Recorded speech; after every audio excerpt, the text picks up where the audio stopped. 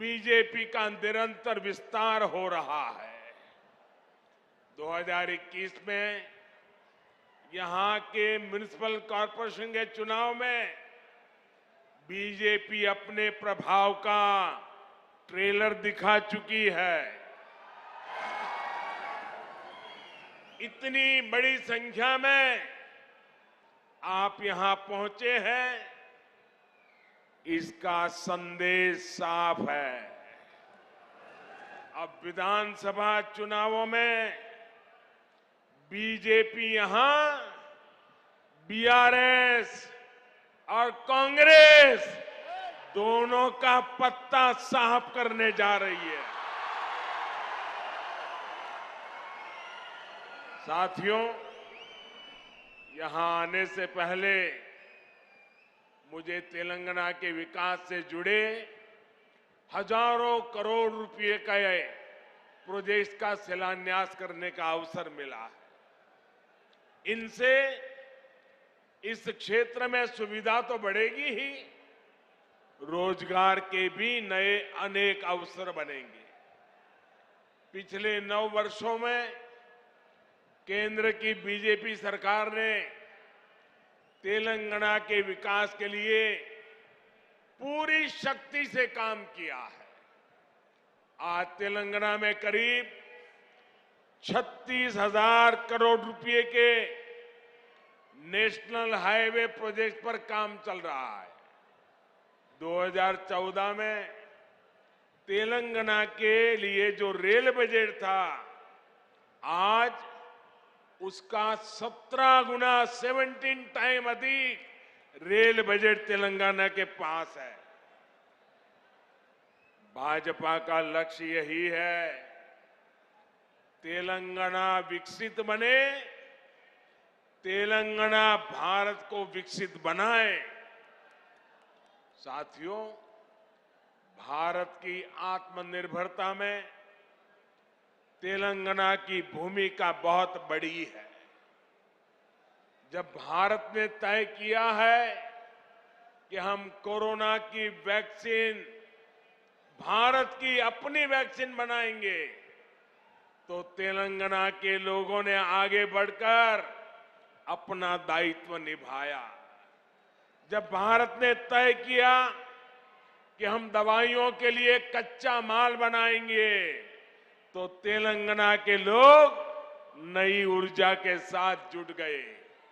जब भारत ने तय किया कि हम मेड इन इंडिया पर बल देंगे, तो तेलंगाना के मैन्युफैक्चरर्स ने पूरी ताकत लगा दी।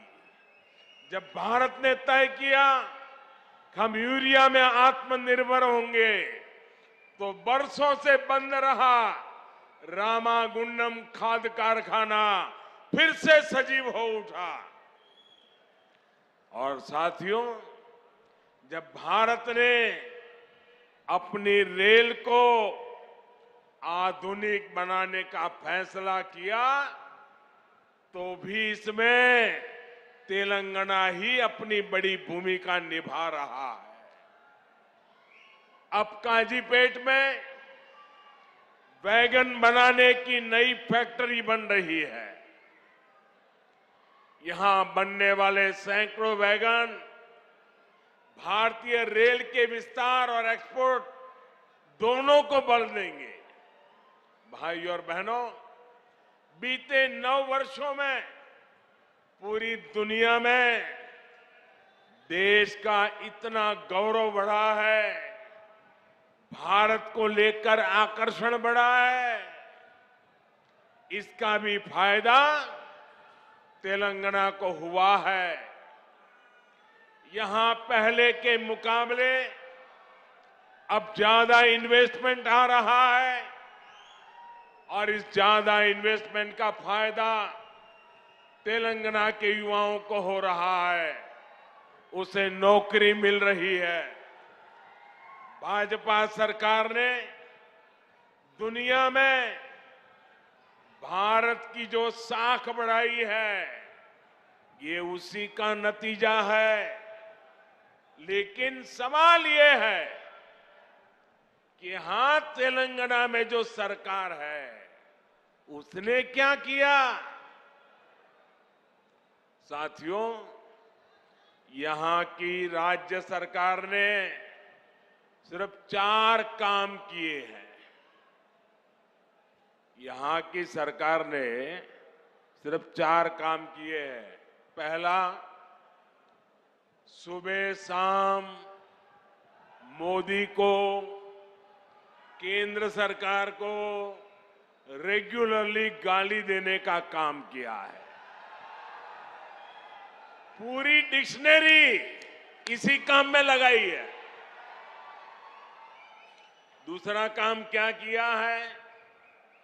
एक परिवार को ही सत्ता का केंद्र बनाने का और खुद को तेलंगाना का मालिक साबित करने का काम किया है। तीसरा काम क्या किया है? इन्होंने तेलंगाना के आर्थिक विकास को चौपट कर दिया। चौथा काम क्या किया? चौथा, इन लोगों ने तेलंगाना को भ्रष्टाचार में डुबो दिया। आज तेलंगाना में ऐसा कोई प्रोजेक्ट नहीं है जिसमें भ्रष्टाचार के आरोप नहीं है। केसीआर सरकार यानी सबसे भ्रष्ट सरकार।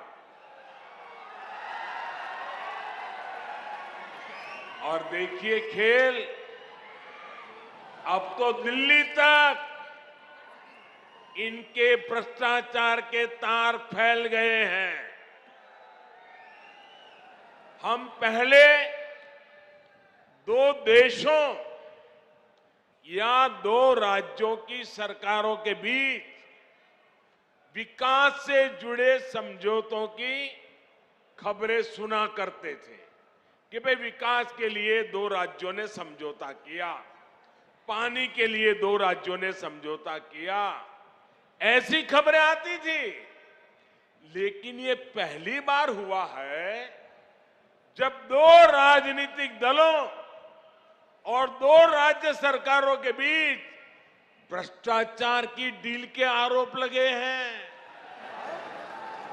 ये दुर्भाग्य है कि जिस तेलंगाना के लिए जनता ने इतना संघर्ष किया, इतने बलिदान दिए, उस जनता को ऐसे दिन देखने की नौबत आई है।